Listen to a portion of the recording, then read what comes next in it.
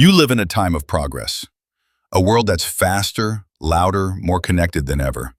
You have apps for everything, but sometimes you still feel disconnected. You can talk to anyone, but sometimes you still feel unheard. You can buy what you want, but still wonder, what do I truly need? Because even in this modern digital world, something ancient still grounds you. Something born not from screens or systems, but from India. From the values India raised you with.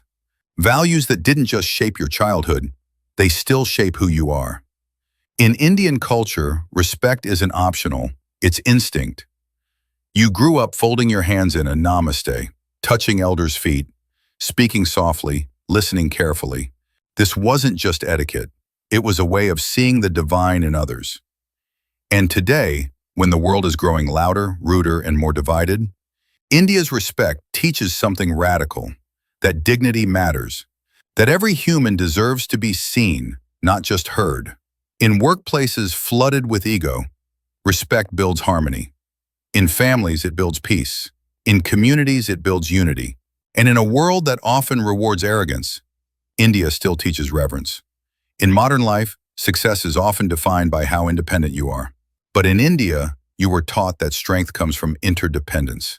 Not me, but we. You didn't grow up with playdates. You grew up with cousins. Not separate bedrooms, but shared floors. Not privacy, but presence. And even today, when so many feel alone in crowded cities, your Indian upbringing reminds you that relationships are not distractions. They are your root system. Where the world promotes isolation, India promotes connection. Because no matter how advanced society becomes, the need to feel loved, understood, and supported will never go out of style. The world today tells you to chase more success, more status, more stuff. But India always taught, be content, be thankful. You thanked the earth before you walked on it. You bowed your head before every meal. You folded your hands at the temple, not just to ask, but to give thanks. In a modern world addicted to ambition, Indian values whisper a deeper truth, that joy isn't found in what you collect. It's found in how deeply you cherish what you already have. Gratitude slows you down. It grounds you.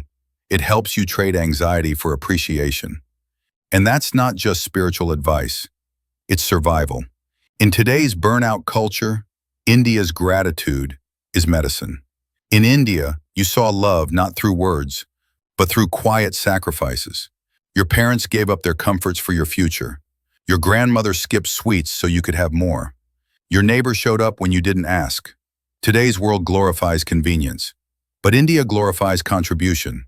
In a culture chasing personal gain, Indian values remind you that happiness grows when shared. Whether it's feeding a stranger during a festival or sharing the last piece of roti at the table, India taught you that giving is strength, not weakness. And in a world where selfishness feels normal, Indian service stands out like light in the dark. You don't need to be religious to know the power of Indian spirituality.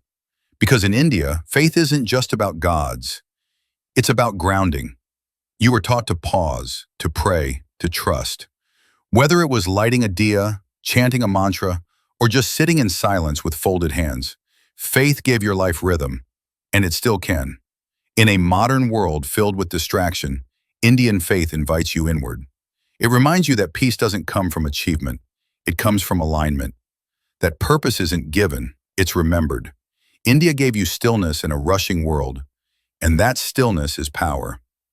You may live in a different India today, one with startups, smartphones, skyscrapers. But the values you were raised with, they still hold the answers. Because no matter how far the world advances, people will always need respect to feel human, family to feel safe, gratitude to feel joy, service to feel purpose, faith to feel steady, and India, in all her timeless wisdom, still offers these gifts, freely, daily, quietly. These values aren't old-fashioned. They're future-proof. They're not slowing you down. They're making sure you grow in the right direction. And in a noisy, restless, endlessly upgrading world, India's values are your compass. So the next time you fold your hands before someone, know that it's more than a gesture. It's your India showing up. The next time you eat with your hands, help a neighbor, light a diya, bend to touch your mother's feet. You're not being traditional. You're being timeless. Because Indian values don't belong to the past. They belong to every generation brave enough to carry them forward. And maybe, just maybe, the world doesn't need more noise. It needs more India.